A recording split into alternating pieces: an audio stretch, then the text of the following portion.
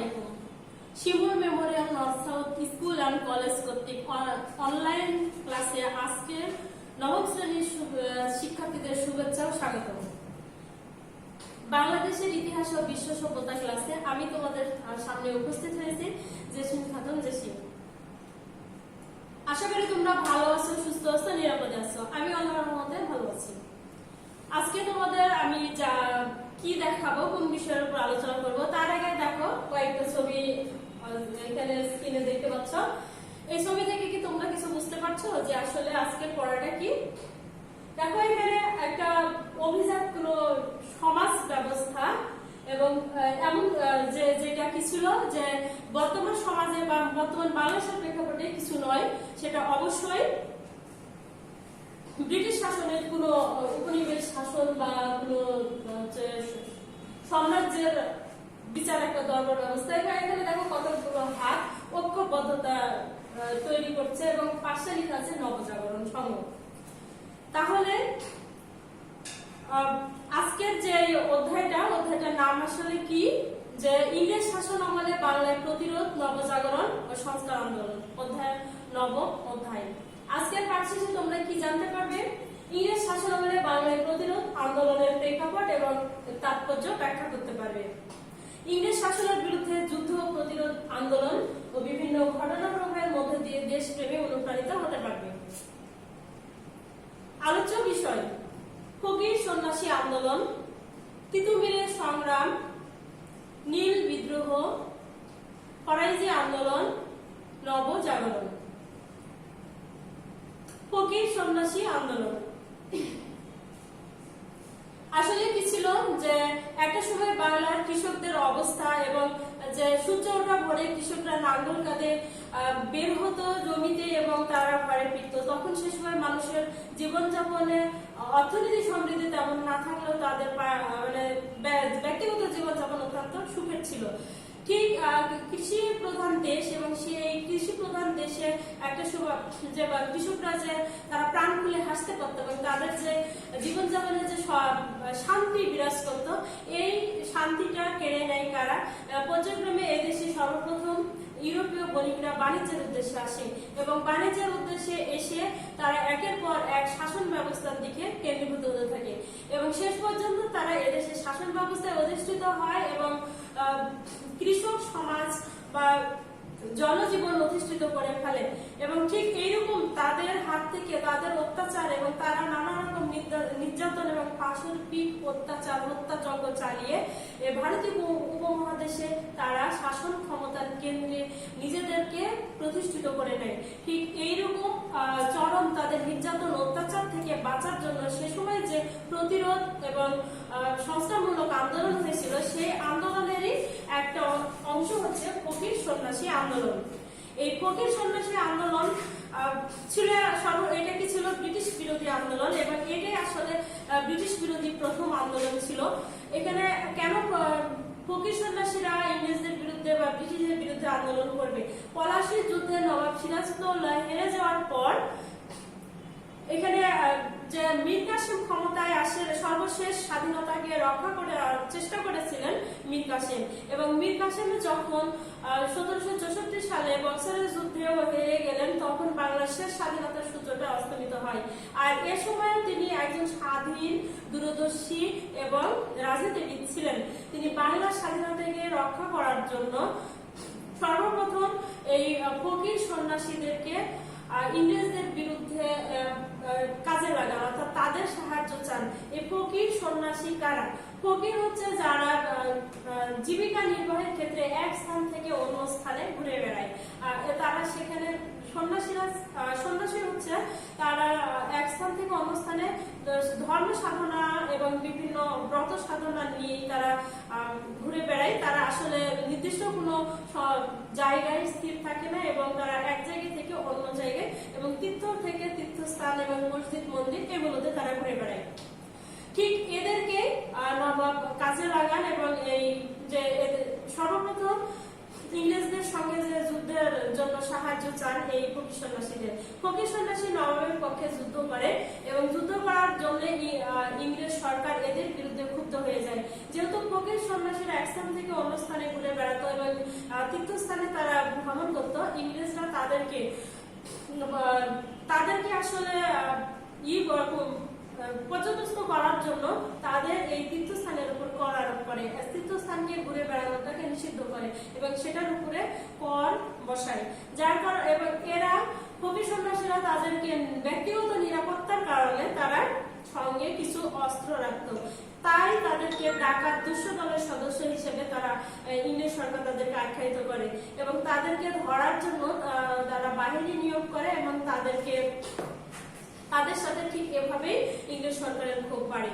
তারা যেহেতু ভিক্ষাবৃত্তি বা মুষ্টি সংগ্রহ করে জীবিকা নির্বাহ করত, আর এই জীবিকা নির্বাহের উদ্দেশ্যে তারা এক স্থান থেকে অন্য স্থানে ঘুরে বেড়াতো এবং তারা ইংরেজ সরকারের বিরুদ্ধে যুদ্ধ ঘোষণা করে এবং এই যুদ্ধে তাদের আক্রমণটা ছিল অতর্কিত হামলা করা এবং তারা যেহেতু ইংরেজ সরকারকে ব্যতিব্যস্ত রেখেছিল তাদের বিভিন্ন কার্যকলাপের মাধ্যমে, তাদের আক্রমণের মেন টার্গেট ছিল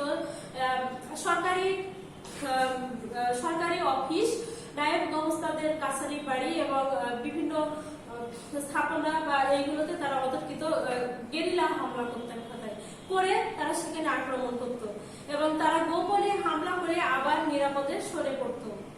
ঠিক তাদের অভিযানটা এরকম, তাদের যুদ্ধের কায়দাটা ছিল এরকম। এবং পরবর্তীতে যে এই ফকির দলের নেতা মজনু শাহ এবং সন্ন্যাসী দলের নেতা হচ্ছে ভবানী পাঠক, এরা এই ফকির সন্ন্যাসী আন্দোলনটাকে বেগবান করে তোলে এবং ফকির সন্ন্যাসীরা যে চূড়ান্ত ভাবে পরাজিত হয় ইংরেজদের কাছে 1800 সালে এবং 1800 সালে চূড়ান্ত ভাবে পরাজিত হয় এবং তারা আসলে যে সন্ন্যাসী দল প্রথম সন্ন্যাসীরা ইংরেজদের বিরুদ্ধে যুদ্ধে হেরে যান, সন্ন্যাসীরা হেরে যান আসলে 1760 সালে এবং ফকির দলের নেতা সন্ন্যাসী দলের নেতা ভবানী পাঠক এবং মজনু শাহ উভয়ে তাদের এই গেরিলা আক্রমণের মাধ্যমে ইংরেজ সরকারকে একের পর এক ব্যতিব্যস্ত রেখেছে, কিন্তু তারা যেহেতু ইংরেজ সরকারের এই ভারী কামান অস্ত্র গোলাবারুদের মুখে তারা শেষ পর্যন্ত পরাজিত হয়েছে। তিতুমিরের সংগ্রাম। তিতুমির আসলে ভারতীয় উপমহাদেশে যে বীর যোদ্ধা এবং হিসাবে তিতুমিরের সাহসিকতা এবং একজন সাহসিক বীর হিসেবে তিতুমিরের নাম চিরস্মরণীয়। এই তিতুমির ছিলেন যে এমন এক সাহসী যোদ্ধা যে তিনি সর্বপ্রথম কি করেন, যে তিনি একজন ধর্মপরায়ণ মুসলমান ছিলেন।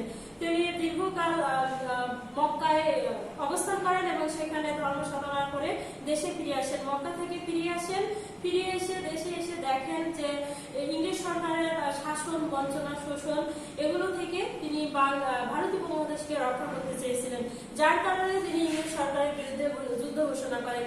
এবং এখানে যে ছবিটা তোমরা দেখতে পাচ্ছ, এই ছবিটা আসলে কি, যে তিতুমির যে একজন বীর যোদ্ধা এবং সাহসী একজন সৈনিক ছিলেন সেটা এখানে এই ছবিটাতে দেখা যাচ্ছে এবং পাশে যেটা ছিল এটা ছিল সেই তিতুমিরের দুর্গ এবং যেটা তিনি নির্মাণ করে বাঁশের কেল্লা, অর্থাৎ এই কেল্লাটা নির্মাণ করে তিনি ইংরেজ সরকারের বাহিনীর বিরুদ্ধে যুদ্ধ ঘোষণা করেছিলেন, যেটা তার অসীম সাহসিকতার পরিচয়।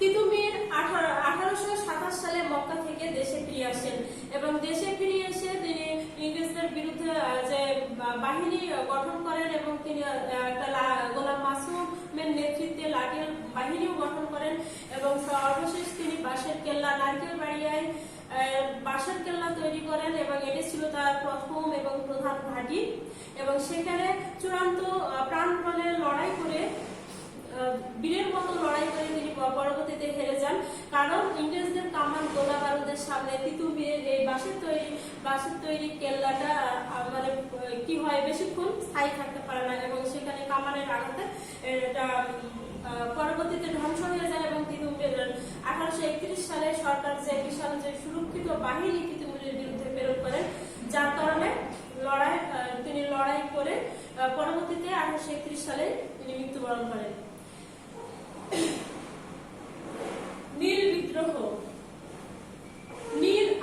নীলটা কি? নীল ছিল ইউরোপীয় ইংল্যান্ডে যখন শিল্প বিপ্লব হয়, শিল্প বিপ্লবের সাথে সাথে শিল্পের কারখানা স্থাপন করা হয় এবং শিল্পের যে কাঁচামাল সরবরাহ করার প্রধান কেন্দ্র আসলে কি ছিল, যে এশিয়া। এখান থেকে বাংলা থেকে প্রচুর পরিমাণে কাঁচামাল সংগ্রহ করা হতো। তার যেহেতু প্রচুর কাপড়ের চাহিদা বৃদ্ধি পায় শিল্পের উন্নতির সাথে সাথে, বস্ত্র শিল্পের উন্নতির সাথে সাথে, যার কারণে সে সময় প্রচুর সাদা কাপড় তৈরি হতো। আর এই সাদা কাপড়কে কালার করার জন্য বা নীল করার জন্য এই নীল নামের এই ফসল চাষ করা হতো। এবং এই নীল যেহেতু ছিল একটা খুব চাষটা ছিল ইংরেজদের কাছে খুব লাভজনক ফসল, এবং এই ফসল চাষ করার জন্য তারা, বাংলা ছিল আসলে কি যে কৃষি প্রধান দেশ, এবং এই কৃষি প্রধান দেশের জমিটা যেমন উর্বর ছিল, এই উর্বর ভূমির দিকে তাদের নজর পড়ে, যার কারণে তারা বাংলাকে নীল চাষের উৎকৃষ্ট ভূমি হিসেবে বেছে নেয় এবং তারা জোর করে কৃষকদেরকে এই দেশে নীল চাষ করতে বাধ্য করে, যেখানে তাদের অন্ন বস্ত্রের চাহিদা মেটানোর জন্য কৃষকদের জীবন পর্যবসিত হয়, সেখানে তারা জোর করে এই নীল চাষ করার জন্য, এই চাষিরা এই চাষ করাটাকে তারা নিজেদের প্রয়োজনে মনে করতো না। এটা ছিল সম্পূর্ণ তাদের ইংরেজদেরকে ব্যবসার কাঁচামাল হিসেবে যোগান দেওয়ার জন্য তাদের এই ফসলটাকে চাষ করতে হতো। 1770 থেকে 1780 সালের মধ্যে ইংরেজ আমলে বাংলায় অর্থাৎ বাংলাদেশ না, তৎকালীন এই বাংলায়, যেটা আজকের এই বাংলাদেশ, এ সময়ে নীল চাষ শুরু হয় এবং এই নীল চাষটাকে কৃষকদেরকে বাধ্যতামূলক করা হয়। প্রথম দিকে তারা এই ফসলটা চাষ করার জন্য বীজ দিত এবং তারা কি করত, কৃষকদেরকে ঋণ দিত। এই ঋণ যদি একবার কেউ গ্রহণ করত তাহলে তাদের বংশপরাক্রমে কখনোই এটা শোধ করা যেত না এবং বংশপরাক্রমে এই ঋণের মাত্রাটা বাড়তে থাকতো এবং শেষ পর্যন্ত তো কৃষকরা না খেয়ে তাদেরকে দুর্ভিক্ষ চলে আসে।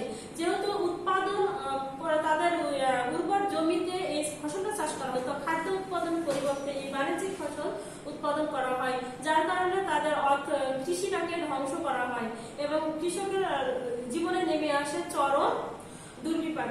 এই পরিস্থিতি থেকে বাঁচার জন্য কৃষকরা 1859 সালে এই নীল চাষিরা প্রচন্ড বিদ্রোহে ফেটে পড়ে এবং তারা এই নীল চাষের বিরুদ্ধে বলিষ্ঠ পদক্ষেপ নিতে শুরু করে এবং তাদের আন্দোলনের মুখে এক পর্যায়ে 1861 সালে ব্রিটিশ সরকার ইন্ডিগো কমিশন গঠন করে এবং ইন্ডিগো কমিশনের সুপারিশ মতে নীল চাষকে কৃষকদের স্বেচ্ছাধীন বলে ঘোষণা করা হয় এবং স্বেচ্ছাধীন এরকম যে কেউ ইচ্ছা করে করলে করবে, না করলে এটার জন্য জোর করা হতো না।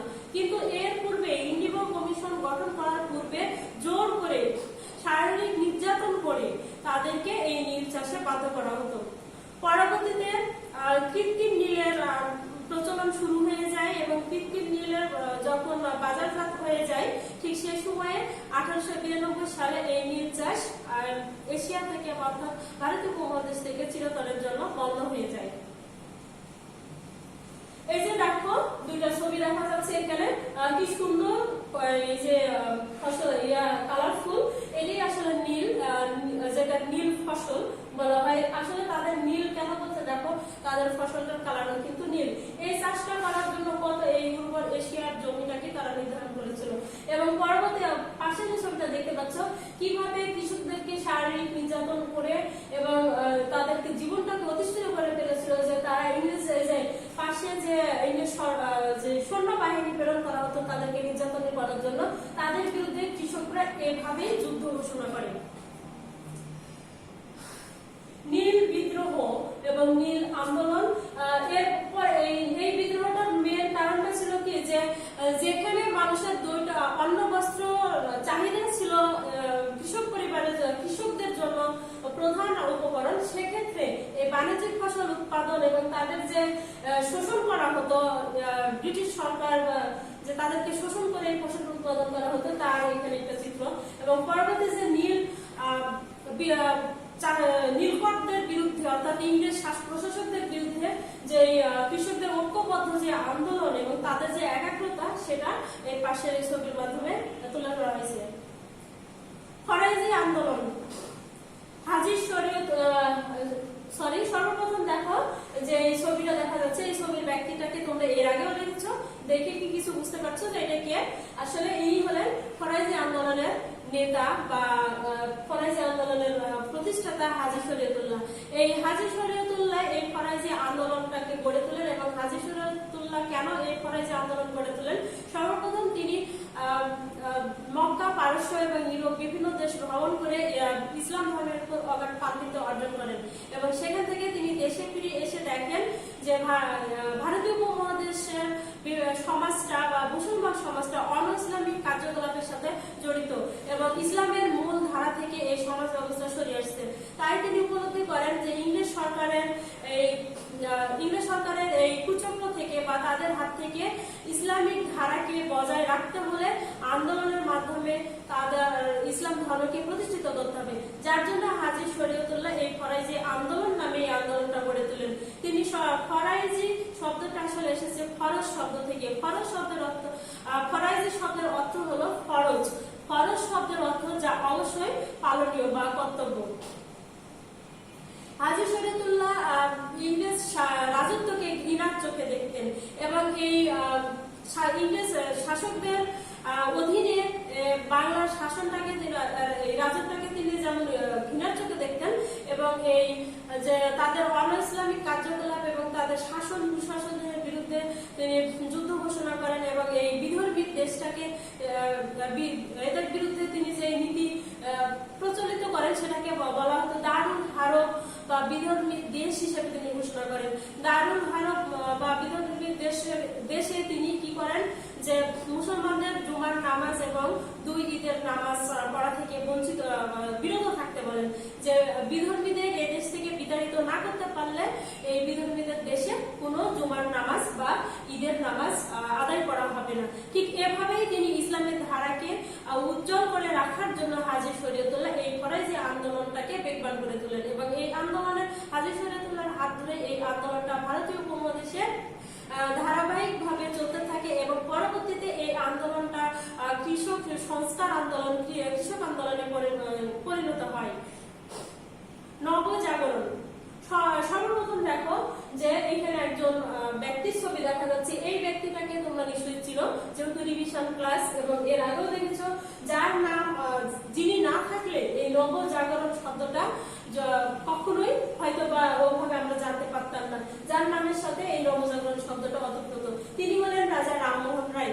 রাজা রামমোহন রায়কে কি বলা হয়? ভারতীয় উপমহাদেশের স্রষ্টা এবং ভারতের রূপকার, আধুনিক পুরুষ এবং নবজাগরণের স্রষ্টা। সেই সময় নবজাগরণটা আসলে কিভাবে হয়েছিল যে অষ্টাদশ শতকে ইংল্যান্ডের শিল্প বিপ্লবের পর এবং ফ্রান্সের ফরাসি বিপ্লবের পর এদেশের সমাজ এবং সাহিত্যতে ব্যাপক বৈপ্লবিক পরিবর্তন আসে এবং সেই যে অর্থনীতি, সামাজিক এবং রাজনৈতিক পরিবর্তনের প্রেক্ষাপটটা যেভাবে বাড়তে থাকে এবং সেই অনুযায়ী বেশ কিছু সমাজ সংস্কারক এবং সাহিত্যিক সহ ধর্মপ্রাণ কিছু ব্যক্তি যে মুষ্টিবদ্ধ হাত ধরে একাগ্রভাবে এই ভারতীয় উপমহাদেশের সমাজ ব্যবস্থাকে পরিবর্তন করার জন্য এগিয়ে আসছিলেন, তাদের মধ্যে ছিল বেশ কিছু ইংরেজ উদারচেতা কিছু ইংরেজ প্রশাসকও ছিল, যাদের নাম না বললেই নয়, যে তারা ছিলেন মেডাকক, মেজর মনরো এবং ওয়ারেন হেস্টিংস। এবং সে সময় অর্থনৈতিক উন্নতির সাথে সাথে রাজনৈতিক অবস্থারও পরিবর্তন হয় এবং যার প্রেক্ষাপটে এই নবজাগরণ সূচিত হয়। নবজাগরণ আসলে কি? নবজাগরণের অন্য নাম হচ্ছে রেনেসাঁ বা নবজাগরণ। যেটাই রেনেসাঁ সেটাই নবজাগরণ। নবজাগরণটাকে যে নতুন সাহিত্য, নতুন ধর্ম, নতুন সমাজ এবং নতুন কিছুকে উদ্ভাবিত করার যে প্রক্রিয়া, সেটাকে শিল্প, সাহিত্য, ভাষা, সংস্কৃতি এবং ছাপাখানা, বিদ্যালয় প্রতিষ্ঠার মাধ্যমে যে ভারতীয় উপমহাদেশে পাশ্চাত্য শিক্ষা এবং পাশ্চাত্য ধারণাকে, দর্শন এবং সাহিত্যকে উজ্জীবিত করা হয়েছিল, সেটাই আসলে নবজাগরণের হাত ধরেই এসেছে। তাহলে আজকের আলোচনা আমার এখানে শেষ। এই থেকে তোমরা নিশ্চয় বুঝতে পেরেছো যে নবজাগরণটা কি এবং আজকে আমি যে গুরুত্বপূর্ণ পয়েন্টগুলো তুলে ধরেছি তা আমরা এখন দেখবো যে তোমরা সেগুলো আসলে মনে রাখতে পেরেছো কি না। কারা ফরাইজি? যারা ফরজ পালন করে তারাই ফরাইজি। ভবানী পাঠক কে ছিলেন? ভবানী পাঠক ছিলেন ফকির দলের নেতা। কবে সন্ন্যাসীরা ইংরেজদের বিরুদ্ধে প্রথম বিদ্রোহ গড়ে তোলে? সন্ন্যাসীরা ইংরেজদের বিরুদ্ধে প্রথম বিদ্রোহ গড়ে তোলে 1760 সালে। ফরাজি আন্দোলনের নেতা কে? হাজী শরীয়তুল্লাহ। নীল দর্পণ নাটকের রচয়িতা কে?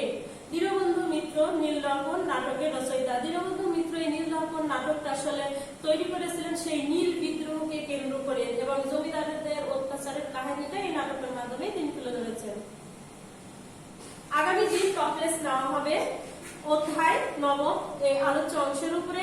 সবাই অধ্যায়টা ভালোভাবে চর্চা করবে এবং পরবর্তীতে টপলেসের জন্য ভালোভাবে প্রিপারেশন নেবে। পরবর্তী ক্লাস দেখার আমন্ত্রণ জানিয়ে সবাইকে ধন্যবাদ জানাচ্ছি। আজকের মতো এখানে শেষ।